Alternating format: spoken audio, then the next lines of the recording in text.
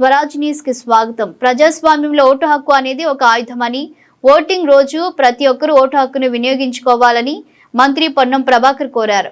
సిద్దిపేట జిల్లా హుస్నాబాద్ మున్సిపాలిటీలోని 3వ వార్డు నవ భారత్ పబ్లిక్ స్కూల్లో కుటుంబ సమేతంగా మంత్రి ఓటు హక్కును వినియోగించుకున్నారు. గ్రామీణ ప్రాంతాల ప్రజలు 90% ఓటు వేస్తున్న పరిస్థితుల్లో అర్బన్ ఓటర్లకు మోటివేషన్ తక్కువగా ఉందని మంత్రి తెలిపారు.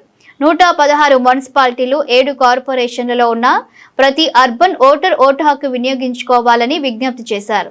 గ్రామీణ ప్రాంతాల ప్రజలు ప్రజా ప్రతినిధులను ఏ విధంగా ఎన్నుకుంటున్నారో అర్బన్ ప్రాంత ఓటర్లు తమ విచక్షణతో ఓటు హక్కును వినియోగించుకోవాలని, ప్రజాస్వామ్యాన్ని కాపాడి ప్రజా ప్రతినిధిని ఎంపిక చేసుకోవాలన్నారు. వ్యవస్థలో ఓటు అనేది ఒక ఆయుధం.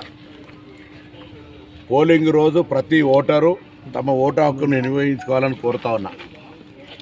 గ్రామీణ ప్రాంత ఓటర్లు 90% వరకు ఓటేస్తున్న పరిస్థితుల్లో అర్బన్ ఓటరు మోటివేషన్ తక్కువ ఉంది.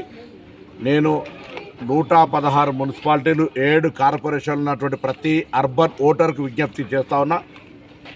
గ్రామీణ ప్రాంతాల ప్రజాప్రతినిధులను ఏ విధంగా ఆ గ్రామ ప్రజలు ఎన్నుకుంటున్నారో అర్బన్ ప్రాంతాల అభివృద్ధికి కూడా అర్బన్ ఓటర్లు తమ విచక్షణతో ఓటు హక్కును వినియోగించుకొని ప్రజాస్వామ్యాన్ని కాపాడి ప్రజాప్రతినిధులను ఎంపిక చేసుకోవాలని విజ్ఞప్తి చేస్తూ ఉన్నా. ఓటు వేయకుంటే గ్రామీణ ప్రాంతాల్లో తాము జీవించి ఉన్నట్టు లెక్క కాదు అని చెప్పుకునేటువంటి ఒక ఉదాహరణ నానుడి చెప్తారు. అదేవిధంగా అర్బన్లో అనేక పనులు ఉండొచ్చు, కానీ ఓటింగ్ రోజు వెసులుబాటు చేసుకొని విజ్ఞప్తి చేస్తూ ఉన్నా.